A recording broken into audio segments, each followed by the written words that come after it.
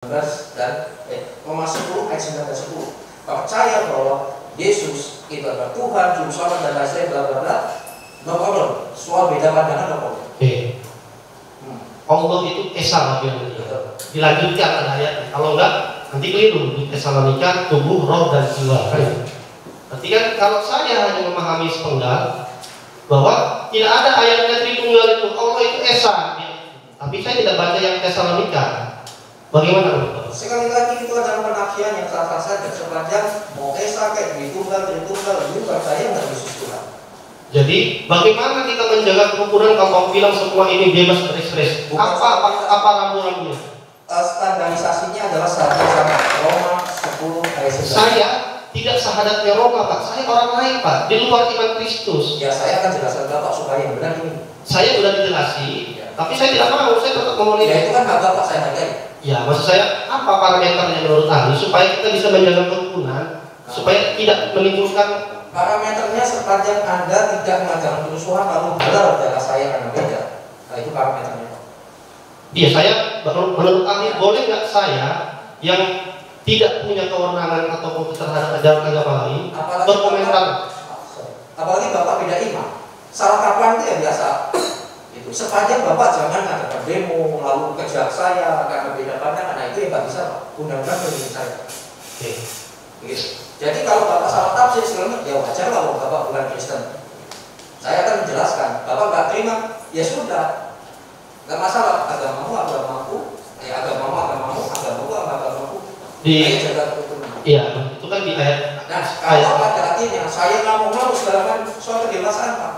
Ya, sebentar, saya nanti ke situ Pak. Terus yang saya mau tanya lagi, yang mewakili Bapak kan dari GBI. GBI secara apa? Di bawah naungan Sinode GBI. Maksud saya GBI ini ada nggak yang membina? Misalnya PGI menurut saya. Oh ya, GBI anggota PGI. PGLII. Oke. DGI. Oke. Kecuali KWI. Okay. KWI itu yang Katolik. Nah, ketika saya tadi di luar iman saya komentarin itu, dan PGI sudah mengeluarkan sikap bahwa saya ini melakukan berita bohong atau melakukan penistaan, bagaimana Bapak? Tolong diralat ya mulia. PGI tidak pernah menyampaikan berita bohong. Ini contoh, saya di luar iman Kristen. Saya tidak mau menjawab karena itu ada yang ini kan contoh, ini kan berdasarkan keahlian dia. Ya, saya tidak bisa menjawab. Karena saya institusi resmi apa di dalam iman Kristen yang bisa menjadi penetra, mewakili bahwa ini sudah melanggar kerukunan di dalam Kristen maksud saya. Ya tentu pembinanya independen seseorang ini, misalkan saya yang ngaco misalkan gitu ya. Ya saya dari gereja di mana saya kenal gitu Pak. Pertama itu. Di gereja bernaung. Ya, Oke. Misalkan GBI ya. GBI. Saya gembala di sebuah jemaat, lalu nanti pimpinannya atau apa yang semacam itu. Berarti kalau GBI sudah keluarkan sikap dan Bapak ikut terhadap itu. Ya, tapi keluar sikap pun juga harus secara ADRT dan SOP. Kalau nggak SOP, ya itu cacat. Oke, sesuai ADRT dan SOP. Ya. Bagaimana kalau yang lebih tinggi PGI sudah mengeluarkan sikap?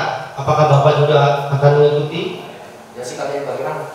Ya tadi terhadap saya, yang saya tidak punya kewenangan mengomentari tadi ayat-ayat tadi, karena Bapak kan bilang harus ada. PGI tidak. Jadi ini analogi. Kita tidak boleh beranalogi dalam hukum pidana. Saya sebenarnya dalam bukti. Karena PGI tidak pernah memberikan pernyataan kepada JPU gitu loh secara pribadi. Kalau dalilnya analogi, itu kan doktrin ya. Karena ketentuannya tepat pada pasal 1 mengenai atas itu. Kalau Pompe kita mengacu ke Pompe boleh apa tidak persoalan hukum. Nah sekarang persoalannya yang mau ditanyakan oleh penuntut umum itu, saya hanya pendapat ahli. Kalau tadi kan yang bilang ini parameter menjaga kerukunan, saya mau itu. Patokannya di mana? ahli jawab saja. Tahu atau tidak parameter kerukunan untuk menjaga kerukunan beragama itu maksudnya? Ya, secara umum. Dari kalau dalilnya analogi Pak ya, itu doktrin Pak. Boleh digunakan, boleh tidak. Maksud saya spesifik saja, misalkan langsung menunjukkan kepada terdakwa terkait dengan pernyataan PGI. Mohon izin yang mulia karena mereka berdua tidak melihat videonya, jadi saya tidak mau masuk ke arah situ. Ya soal PGI sepanjang tidak ada itu saya tidak. Dijawab aja Pak kalau tahu atau tidak. Iya, saya akan tanya ke sini. Nggak ada pemain ahlinya, kan gitu lah. Bukan ada pemain. Saya juga menyampaikan kepada majelis karena Jangan kita bertanya tentang sesuatu hal yang belum terjadi. Bapak kan belum pernah katakan apa-apa pun yang memancing pernyataan PGI. Yang saya tahu PGI itu mengeluarkan pernyataan untuk terdakwa. Nah makanya harus diperjelas spesifik gitu loh. Tadi kan saya bilang, menurut ahli ini dalam menafsirkan Alkitab tidak bisa sepotong-sepotong, betul ya? Ya kan? Saya kan hanya memperdalam. Saya tidak punya kewenangan itu, memotong-motong itu tidak boleh. Apalagi 2000 salah kaprah. Saja sekali dijawab saja dengan bahasa yang lugas. Gimana? Tidak tahu. Berarti saya bukan level keurusan administratif. Berarti cukup sampai GBI aja ya. Asal sesuai ADART dan sesuai dengan SOP ya. Kalau sampai PGI bukan karena saya. Bukan karena saya. Baik. Sementara cukup. Terima kasih Bu. Untuk ahli ya, ahli tadi sebagai ahli teologi juga ya. Yang ingin saya tanyakan ini untuk mempertegas terkait mengenai aturan atau cara beribadat umat Kristiani itu untuk di setiap gereja GBI itu sama atau berbeda? Esensinya sama, hanya praktikalnya beda-beda tipis. Beda-beda. Berarti kalau misalkan ada itu hanya soal liturginya saja. Terus kemudian untuk aturannya juga, aturan untuk misalkan keanggotaan gitu seperti itu juga berbeda-beda setiap GBI itu. Otonom dari gereja masing-masing. Nanti selesai pertanyaan jasa, kita harus skor, sholat maghrib, kemudian nanti baru majelis hakim. Ya. Atau masih banyak? Bisa lah sampai. Jadi skornya minum dulu. Jangan ada kaos.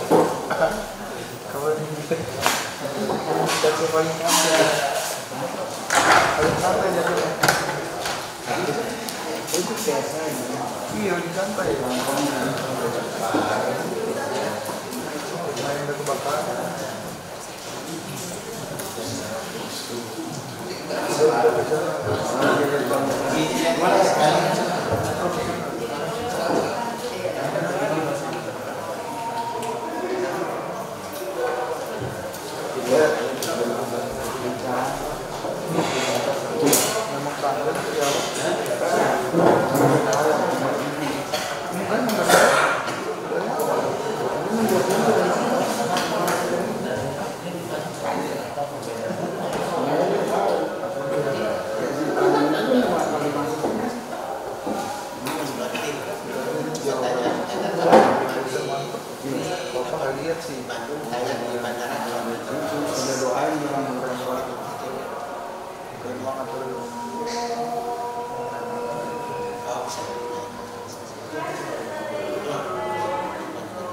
Berarti tadi ini yang dimasalahkan. Oh, bukan. Kamu dibalaskan dulu berarti. Menjauhkan dari rumah. Terus makin nyalain percuma.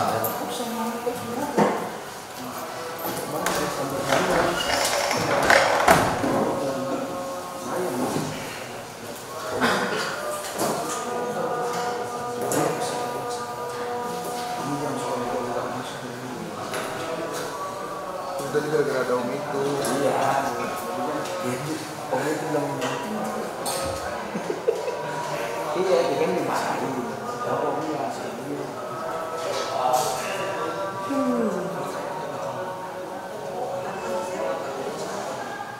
Bang, bisa ngeliatin aku terus ya? Makanya masih dari kasar itu. Iya, bisa dibuka ngeliatin terus. Dapat selama kamu kok.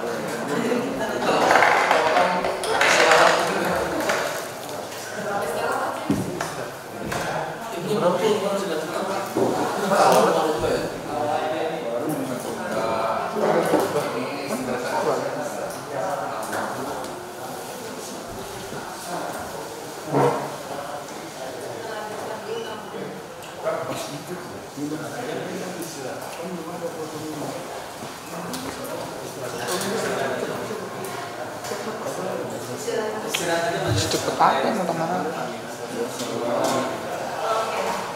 Bisa dilanjutkan atau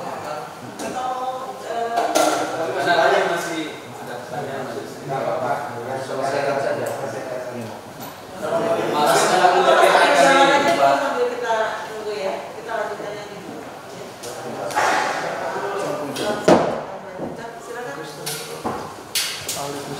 Terima kasih. Dilanjut ya kepada ahli. Tadi kan mengatakan bahwa terkait dengan cara beribadat atau aturan-aturan dari masing-masing GBI itu berbeda-beda ya. Berarti aturan yang akan didapat dari masing-masing GBI itu berbeda-beda ya? Tidak, itu kan bicara soal ibadah ya. Apabila misalkan terkait mengenai keanggotaan, misalkan ada keputusan atau istilahnya ada sudah tidak di sebagai anggota lagi, itu juga berarti keputusan dari masing-masing gereja. Masing-masing gereja, tetapi esensinya tetap sama Pak. Nggak bisa dalam tempo mau dipecat lalu nanti nyusul kan. Nah, terus kemudian ahli bisa dijelaskan tidak mengenai ceramah yang sebetulnya yang ada di dalam agama Kristiani itu sebetulnya seperti apa? Menyampaikan apa yang Tuhan inginkan dan mengajarkan secara tadi teks dan konteksnya, maksud yang sesungguhnya apa yang disampaikan. Itu menyampaikan berarti apa yang ada di dalam Alkitab. Ya Alkitab, dan juga tergantung kalau bicara soal pengujian, kalau misalkan pada akhirnya ini konteksnya adalah di daerah agama Hindu, maka saya juga harus menjelaskan bahwa kalau agama Hindu begini, kalau itu beda cara keselamatannya, maka harus kita kasihi, kita doakan mereka, lalu kita bawa kepada Tuhan, itu supaya mengenal Tuhan. Soal jadi anggota bisa atau tidak itu nomor ke-100. Nah, terus kemudian terkait mengenai kesaksian, tadi kami menegaskan aja bahwa misalkan terkait mengenai ceramah dengan kesaksian itu pasti berbeda ya. Ya beda, kesaksian itu kan dari kata saksi, orang yang mengalami, orang yang melihat bukti bagaimana dia diubahkan Tuhan. Supaya seperti itu, pengalaman yang lama ketemu dengan Tuhan, yang lama sudah berlalu, sebelum yang baru sudah datang, yang lama sudah berlalu. Berarti tapi untuk misalkan ada seseorang yang baru masuk ke dalam agama Kristiani, terus kemudian menceritakan tentang pengalamannya, itu disebutkan kesaksian. Terus kemudian apabila di dalam tayangan video-videonya itu selalu membahas agama lain, apakah itu juga bisa dikategorikan sebagai kesaksian atau itu sebagai ceramah di situ? Ya tergantung materinya. Ada kalanya kan dia bersaksi begitu karena dia merespon, karena sering dihina dan sebagainya. Dia mencoba menjelaskan hanya soal cara dan respon saja. Seperti itu ya. Terus kemudian terkait mengenai dalam ajaran Kristiani yang menegaskan aja. Tadi sudah disampaikan oleh rekan saya terkait mengenai bacaan Assalamualaikum warahmatullahi Yesus ya. Nah terus kemudian tadi ahli dijawab bahwa itu untuk di negara luar istilahnya itu seperti itu lazim ya. Nah ini konteksnya itu di negara Indonesia. Apakah di agama Kristiani pengucapan kata-kata tersebut itu, lafaz tersebut itu lazim nggak dibacakan atau diucapkan oleh agama Kristiani? Ya tidak masalah karena di kami tidak ada baku. Ada yang mengatakan shalom, misalnya di Manado bilang shalom, damai di hati. Nah, yang jadi pertanyaan saya, ada tidak yang pernah menyebut seperti itu? Ya, saya sendiri juga kadang-kadang di Indonesia ya. Oh iya. Ada tidak? Ada, bahkan tidak harus Arab juga, ada. Dan sebagainya, gabungan antara Indonesia dan Ibrani dan Arab. Yang kami maksud tadi, bahasanya bukan gabungan. Kalau gabungan itu Assalamualaikum warahmatullahi wabarakatuh itu utuh ditambah dengan salam sejahtera. Yang ini kan Assalamualaikum warahmatullahi Yesus. Seperti itu. Saya katakan bahwa dia dalam konteks iman Kristen, jadi tidak. Sepengetahuan ahli ada tidak di Indonesia, tapi dia menanyakan di luar. Oh iya, cuma tidak terkenal beliau. Ada teman-teman saya yang antar kelompok sendiri, dan itu kan ditujukan antar kelompok sendiri. Antar kelompok sendiri ya, seperti itu. Tapi tidak disampaikan di dalam konteks yang umum gitu. Oh iya, ini teman yang ditanyakan ada tidak? Ada. Ada, tapi konteksnya terbatas, gitu ya, seperti itu. Terus kemudian ke ahli ini bahasa linguistik ya. Ahli tadi kan menjelaskan bahwa terkait mengenai makna ya, makna dari onar, makna dari pemberitaan, makna dari pemberitahuan. Sepengetahuan ahli, apakah makna itu sama tidak dengan definisi? Oh, beda. Beda. Definisi itu pembatasan. Pembatasan. Ini adalah apa? Kalau makna itu arti dari kata. Arti dari kata. Apakah definisi dengan makna ini untuk pengertian makna itu lebih luas? Beda konteksnya, Bu. Beda konteks. Karena makna itu berkaitan dengan apa yang terkandung dalam kata itu di dalam kalimat. Misalnya kata pohon, itu maknanya apa? Ada teorinya. Jadi ada, kalau pohon dalam bayangan kita itu seperti ini. Nah, itu yang disebut makna. Sedangkan definisi itu membatasi. Nah, kalau kita baca undang-undang itu bukan makna, tapi pembatasan. Kata pemerintah di sini adalah Departemen Keuangan. Berarti ini hanya tentang departemen. Nah, kalau dalam kamus itu apa? Definisi atau makna? Makna. Makna ya. Nah, terus kemudian terkait mengenai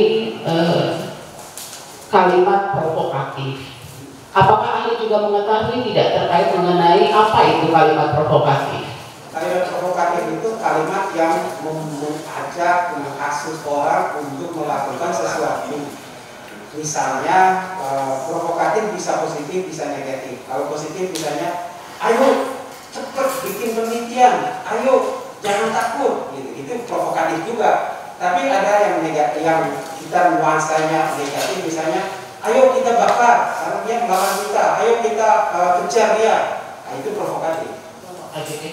Nah, apakah tadi kan ahli menjelaskan ada yang provokatif positif ya dengan negatif?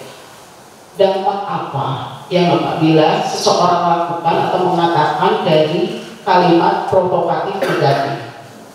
Dampaknya ya bisa orang melakukan apa yang tidak baik sesuai dengan ini.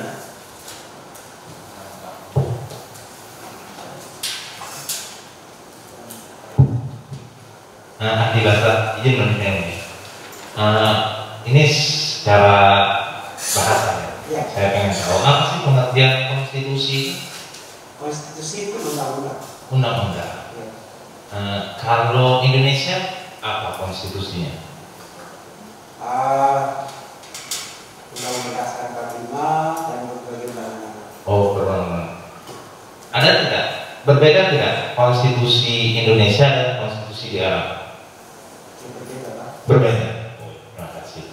Terus apa pengertian dari kalimat lugas? Kalimat lugas. Kalau dari ahli sebelumnya ada menjelaskan ada kalimat lugas, kalimat tugas atau lugas? Lugas. Kalimat lugas itu kalimat yang jelas. Kalimat yang tidak perlu penafsiran. Misalnya saya lapar. Nah, tapi kalau misalnya saya katakan, aduh, gak masak-masak ya nasinya, itu perlu penafsiran, itu tidak lugas. Berarti kalimat yang tidak perlu penafsiran. Ya, menyampaikan sesuatu secara tegas. Ya. Kalau kalimat ilmiah? Kalimat ilmiah ya yang berkaitan dengan tulisan ilmiah. Misalnya begini Pak, yang disebut dengan linguistik forensik itu adalah itu kalimat ilmiah. Kalimat ilmiah ini maksudnya mungkin ini pikiran saya kalau salah teman-teman. Maksudnya kalimat ilmiahnya adalah kalimat yang didukung dengan bukti-bukti ilmiah. Bukan, kalimat ilmiah itu kalimat yang digunakan di dalam karya ilmiah. Biasanya kalimat ilmiah itu dia harus lugas. Istilah lain, dia tidak boleh mengandung makna konotasi, harus maknanya denotasi. Supaya apa? Pengertian orang yang membacanya memahami hanya satu saja. Tidak perlu menafsirkan secara gamblang. Belum menafsirkan secara gamblang. Ini misalnya saya mengatakan ya abah, ya bapak, pakailah kata hambamu ini agar kata yang keluar dari mulut ini merupakan pesan Tuhan. Itu kalimat gimana maksudnya? Apa lugas, tidak lugas, ilmiah, tidak ilmiah, atau kalimat provokatif?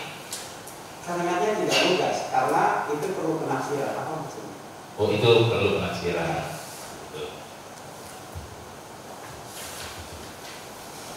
Mungkin tadinya ke ahli teologi, ahli agama ya. Saya mau tanya, ini saya tuh ada membaca dalam surat Efesus 4 ayat 29. Silakan. Boleh kalau salah tolong diingatkan. Janganlah ada perkataan kotor keluar dari mulutmu, tetapi pakailah perkataan yang baik untuk membangun di mana perlu, supaya mereka yang mendengar yang beroleh kasih karunia. Ya, benar ya? Gimana maknanya? Efesus 4 ayat. Efesus 4 ayat 29.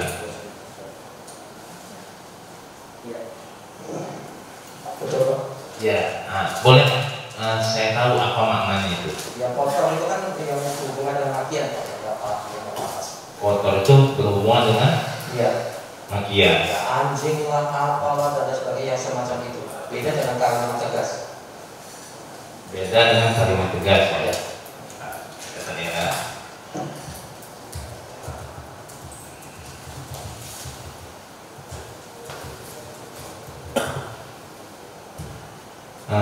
Dalam ajaran Kristen, pernah tidak Tuhan yang Yesus, yang dianggap Tuhan itu Tuhan Yesus yang dalam ajaran Kristen mengajarkan orang untuk berkata kotor, yang seperti makna yang ahli katakan? Tidak. Nah, balik ke yang saya ucapkan tadi.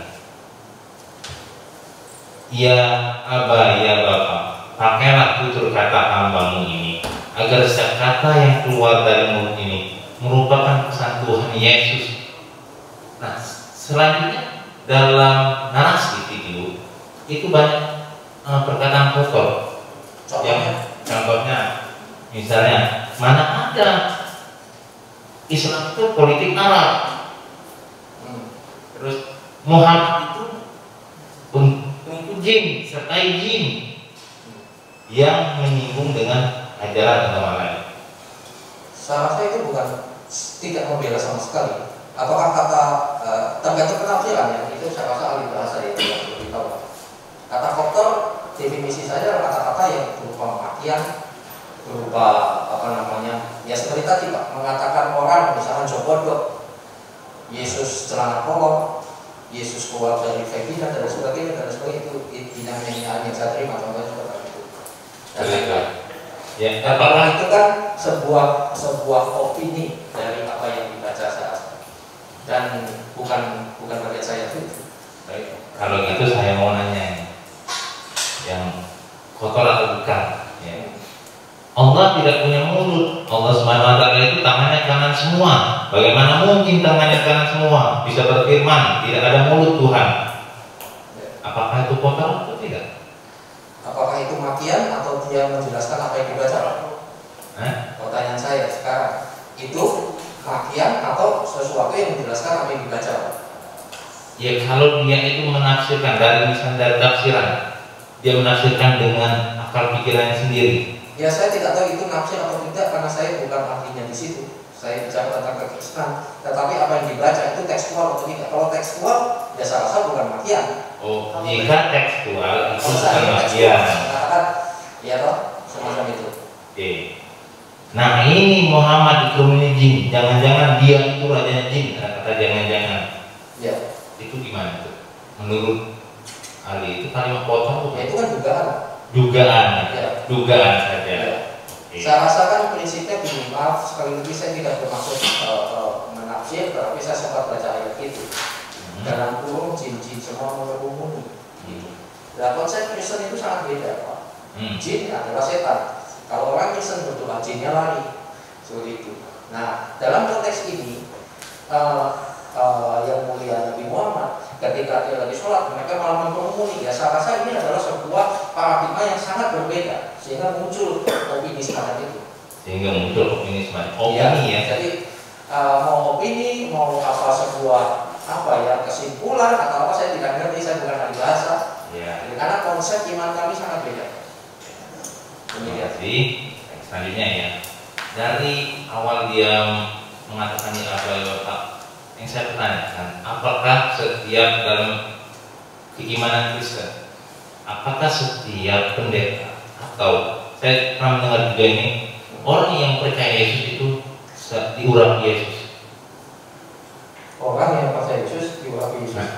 Ya tentu secara prinsipnya sedemikian rupa Pak. Orang yang diurapi Yesus. Dan pengertian saya karena diurapi itu maaf Bapak apa ngerti ya? Tidak kan itu. Jadi itu makanya saya tanya sama ahli teologi ya kan. Ya. Apa sih? Belum selesai pertanyaan saya. Apa sih pengertian diurapi Yesus itu? Diurapi Yesus itu orang yang diberkati Tuhan, orang yang ada di dalam kontrol Tuhan. Orang yang ada di kontrol diberkati Tuhan. Tetapi di dalam kekristenan konsep kita dikuasai oleh Tuhan itu bukan seperti robot. Nggak bisa apa-apa karena Tuhan tetap menghargai pikiran, perasaan dan kehendaknya semacam itu. Kehendakannya sesuai dengan stylenya dan sebagainya, message-nya itu yang penting. Ya, makanya itu dihubungkan dengan yang surat Efesus tadi. Ya. Mungkinkah seorang yang percaya Yesus mengatakan perkataan kotor? Ya itu kembali lagi Pak, kotornya yang di mana? Itu kan definitifnya. Ya dari pengertian Efesus ini Pak. Saya menanyakan dari surat Efesus ini. Anda kan menyampaikan perkataan kotor dan kecerdasan penjelasan yang lugas itu kan tidak. Saya pertanyakan, mungkin tidak? Ya tidak mungkin. Tidak mungkin ya? Secara sempurna. Secara sempurna, ya kan? Saya tidak tanya yang mana Pak. Saya tanya mungkin tidak mungkin kan? Orang yang diurapi Yesus itu mengatakan perkataan kotor, karena ada surat Efesus ini, ya kan? Selanjutnya, apakah ahli tahu di Indonesia itu ada pengaturan terkait penyiaran agama? Penyiaran itu syiar agama. Tahu nggak? Ahli dosen juga ya? Sorry Pak, ahli dosen. Dosen. Apa ahli tahu ada pengaturan terkait penyiaran agama? Ya saya seperti dengar. Sempat dengar ya? Mungkin saya bacakan ya. Ini ada keputusan bersama Menteri Agama dan Menteri Dalam Negeri nomor 1 tahun 1979 tentang cara pelaksanaan penyiaran agama dan bantuan luar negeri kepada lembaga keagamaan di Indonesia, menyebutkan bahwa pelaksanaan penyiaran agama dilakukan dengan semangat kerukunan, ya. Semangat kerukunan, tenggang rasa, saling menghargai dan saling menghormati antar sesama umat beragama. Nah, jika kita penyampaian kita yang bisa melukai perasaan agama lain, orang yang percaya dengan lain, apakah menurut ahli itu termasuk dalam kerukunan atau sudah luar konteks kerukunan? Ya sepanjang tidak sesuai dengan konteks dari undangan itu, siapa juga agama apapun juga ya silakan laksanakan undang-undang itu.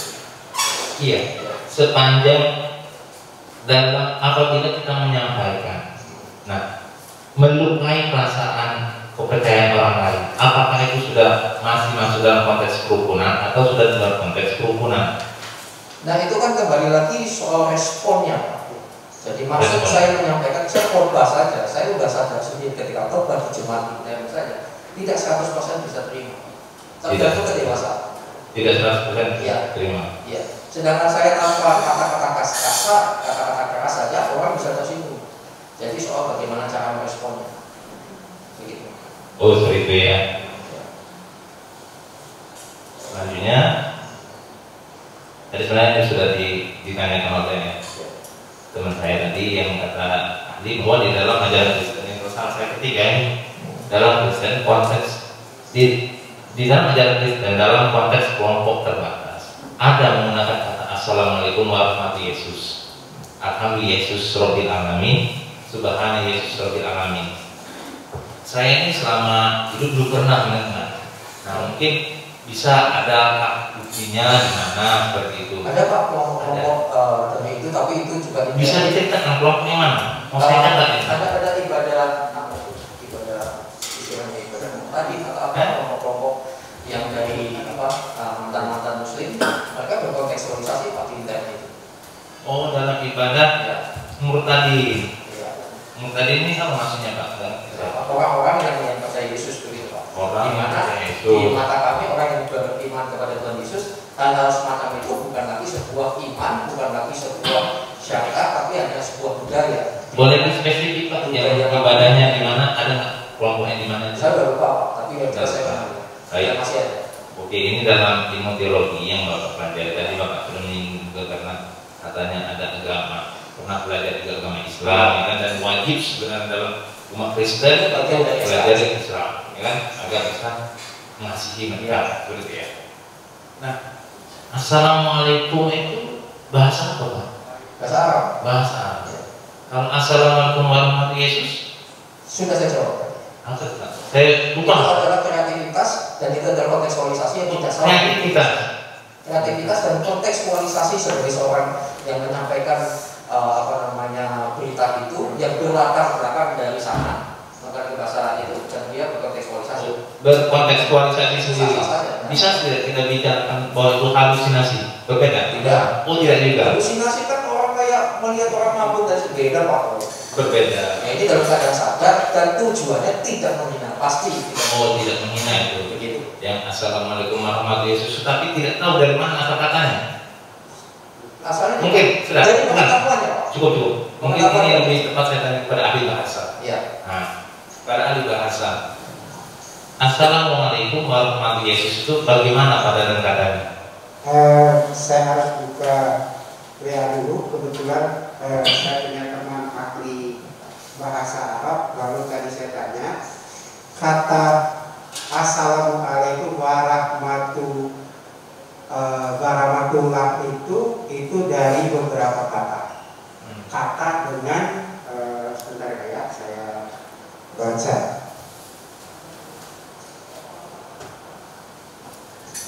Karena saya berteman dengan yang ahli tahu saja ya. Ini maksudnya dia berkomunikasi, maksudnya yang ahli tahu saja. Yang ahli tahu saja. Yang saya tahu begini. Pertama tadi pertanyaan untuk apakah ada di kalangan kami, apakah karena Bapak ini yang terdakwa ini menyampaikan itu sudah biasa kami gunakan di WA. Alhamdulillah Yesus. Itu sudah biasa. Sudah biasa. Saya punya 3 kelompok orang Katolik semua. Alhamdulillah Yesus seperti itu sudah. Itu bahasa mana Alhamdulillah Yesus itu? Ahli bahasa ya? Ya. Kata alhamdulillah itu kan bahasa sudah masuk di dalam kasadah bahasa Indonesia, Pak. Itu di dalam pemakaian masyarakat Indonesia. Jadi saya pun tahu arti kata itu apa. Itu alhamdulillah. Yang saya tanya alhamdulillah Yesus itu pada bahasanya katanya bagaimana dan dari bahasa mana? Di dalam cara berbahasa orang bisa menggabungkan. Kalau Bapak lihat satu kata bahasa Jawa, kata berikutnya bahasa Indonesia, kalau berikutnya bahasa Inggris ada. Itu ada gejala bahasa seperti itu. Itu dalam bukan hal yang aneh di dalam bahasa, dalam cara berbahasa. Bukan hal yang aneh. Bukan hal yang aneh. Cuman itu dalam bahasa mana? Apa konteks dalam bahasa Arab atau itu dalam bahasa Indonesia? Bahasa Indonesia, bahasa Inggris, bahasa Arab itu ada. Bahasa Arab. Dalam bahasa Arab bagaimana penulisan kata alhamdulillah Yesus itu? Saya tidak berbicara tentang penulisannya, tapi kata bahasa Arab itu sudah digunakan dalam bahasa Indonesia, Pak. Contoh? Yaitu alhamdulillah itu. Alhamdulillah. Iya, artinya apa maknanya? Syukur, puji syukur. Segala puji bagi Allah. Bagi Allah. Iya. Nah, saya ini kan belum ngerti ini. Belum pernah mendengar kata dalam bahasa Arab alhamdulillah Yesus. Dalam ilmu bahasa, apakah ahli pernah mengetahui atau pernah mendapat literatur itu ada tulisan alhamdulillah Yesus itu ditemukan di Arab Saudi, di Timur Tengah atau di Indonesia? Betul. Tidak perlu literatur, tetapi tidak perlu literatur, cukup dipakai orang itu ada.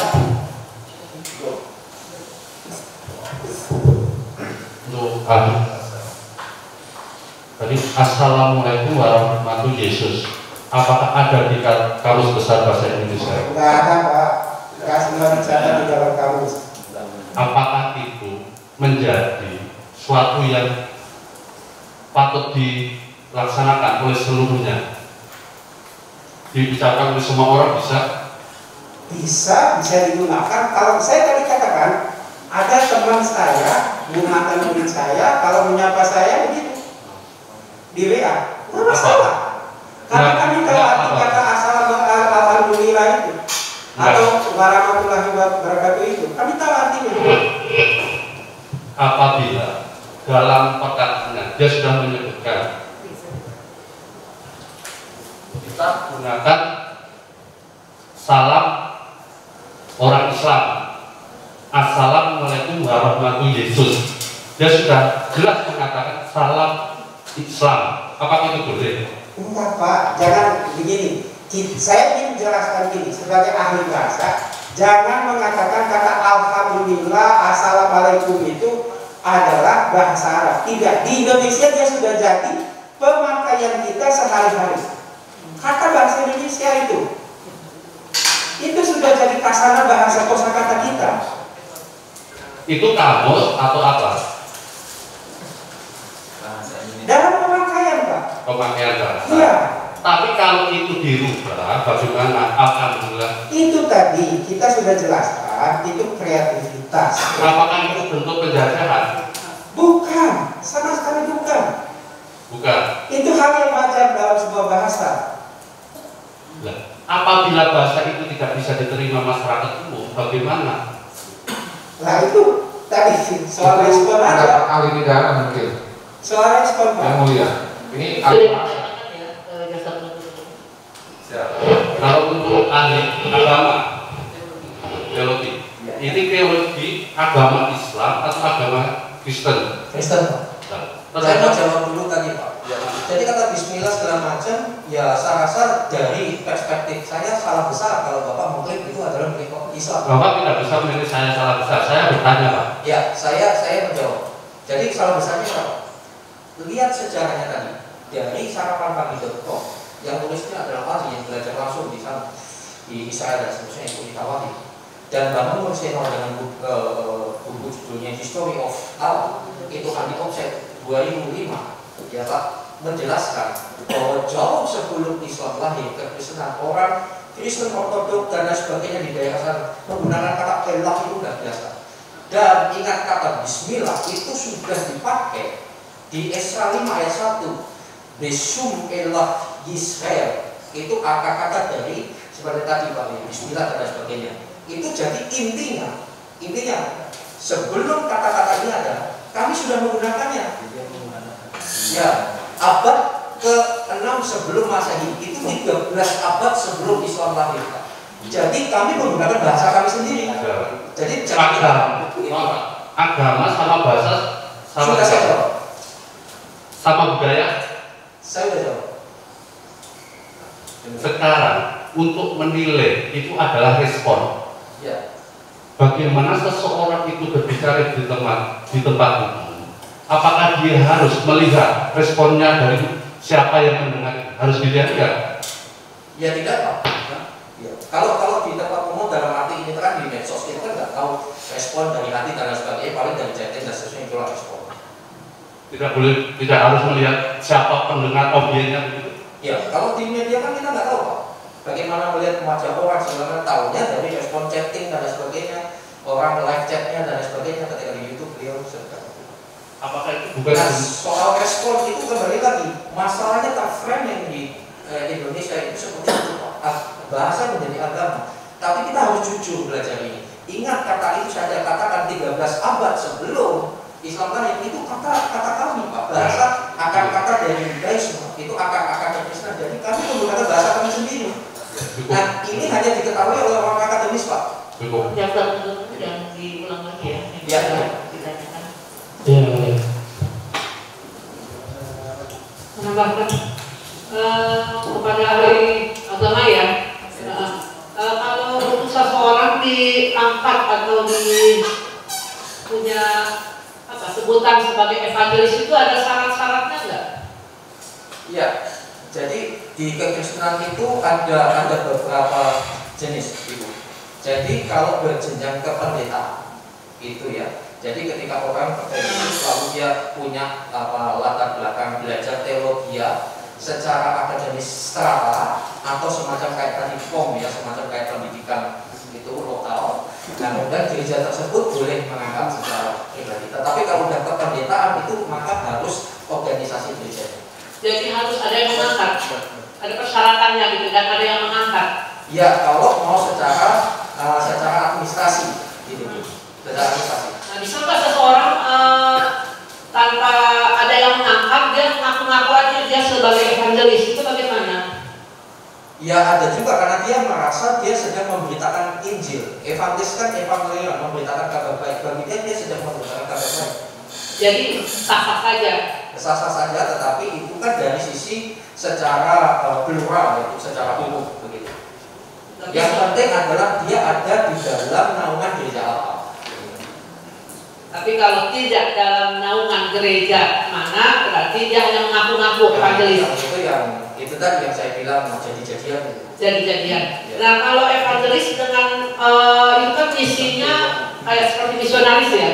Bagaimana? Beda. Misionaris adalah orang yang diutus mission, apostolos gitu semacam itu. Kalau evangelis itu kan dari kata evangelion, memberikan berita kabar baik. Jadi secara implisit setiap umat Kristen melewat YouTube atau dia ngirim ayat firman Tuhan dan lain sebagainya, tujuannya adalah memberitakan kabar baik. Secara implisit dia bisa disebut sebagai seorang penginjil.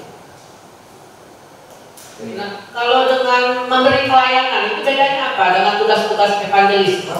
Dengan tugas-tugas memberi pelayanan? Ya, contohnya ada orang memberikan kesaksian, oh bagus sekali, maka saya undang, ayo kalau kamu bersaksi itu dia sedang melayani. Dalam memberi kesaksian, misalnya seorang murtadin gitu ya. Nah itu ada nggak batasan-batasannya yang harus dia sampaikan dan dalam kalangan mana saja dia harus memberikan kesaksian supaya tidak menimbulkan adanya pertentangan atau kerukunan, memecah belah kerukunan antar umat beragama. Ada nggak batasannya?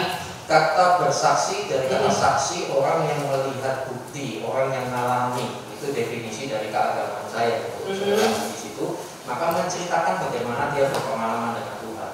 Nah ini masalahnya kan soal caranya, dan ketika caranya dia kebanyakan ya, terutama para pemerhati itu masih terbawa dengan cara lama seringkali, yang blok-blokan dan ini dan seterusnya begitu kan. Nah sementara dia lupa begitu dia pindah ke Kristen, dia masuk ke komunitas secara jumlah gitu. Kadang-kadang masih kebawa karakter lama. Nah inilah yang perlu kita saya sebagai hamba Tuhan juga ya pasti mengingatkan. Hanya soal cara dan juga soal cara ini seringkali tidak fair gitu loh. Hanya soal responnya saja. Ya jadi cara-caranya supaya tidak mengganggu kerukunan itu sebaiknya bagaimana dalam memberi kesaksian bagi seorang murtadin? Ya tentu seperti Adi Armando, kemudian siapa yang dia mengkritisi siapa yang Yahweh sendiri, bahkan si Eko tadi mengatakan kalau bisa kembalikan dia ke agama lamanya karena modalnya hanya jelek-jelekin agama lama gitu. Cuma jelek-jelekin, tapi kalau menceritakan ini ayat ini bunyinya begini. Nah itu akan beda. Nah dalam memberi kesaksian, ternyata dia mengutip agama lamanya. Nah setelah dia mensitir ayat-ayat dari kitab suci agama lamanya, lalu dia menarik kesimpulan dari kitab suci itu dan ternyata setelah diuji apa yang disampaikannya ternyata tidak sesuai dengan yang sebenarnya. Itu bagaimana pendapat tafsiran itu selalu beda-beda. Itu adalah pengalaman empirisnya dia. Bagi dia pengalamannya maksudnya dia begini dan lain sebagainya. Nah sementara yang lain menganggap itu tidak seperti itu. Dan itu adalah hal yang selalu terjadi di mana-mana. Di Kristen juga ada, di mana-mana juga ada. Ya tapi kalau kesimpulan yang dia tarik itu pada akhirnya membuat keresahan di masyarakat, bagaimana? Ada nggak batasan-batasannya? Soalnya misalnya seorang murtadin yang baik atau dalam dia menyampaikan memberikan pelayanan harus ada ragu-ragu supaya boleh dia memberi kesaksian tapi tidak sampai meresahkan umat-umat beragama yang lain atau agama lamanya. Ya, tapi kami sudah biasa dididik. Jadi kalau orang mau menafsirkan apalagi pihak lain menafsirkan Alkitab begitu banyak sekali dan lain sebagainya, kami soal respon aja. Kita jawab kalau bisa jawab, kita doakan supaya tidak melakukan anarkis. Ya, nah sekarang kalau penyampaian itu disampaikan di media sosial, artinya yang merespon berarti masyarakat luas ya. Artinya responnya bisa bermacam-macam, bisa ada yang pro dan ada yang kontra, gitu. Itu sesuatu yang belum sewajar zaman now, karena sekarang dunia pengetahuan dan ilmu pengetahuan semuanya sejauh luas. Itu menurut ahli lumrah, gitu ya. Lumrah dalam arti menyampaikan dengan bebas, hanya soal caranya, tadi soal etika dan lain sebagainya itu kan soal respon. Jadi soal bukan benar salahnya, tetapi bagaimana kita merespon. Dan apa yang terjadi cara merespon dari kritikan dan sebagainya itu akan membuktikan kedewasaan kita masing-masing. Baik. Kepada ahli bahasa, tadi kan ahli setelah menerangkannya ada beberapa kalimat-kalimat ya. Kita skor dulu karena ada waktunya sholat maghrib sudah. Baik. Ya. Jadi kita akan mulai kurang lebih jam 8. Ya, jam skor.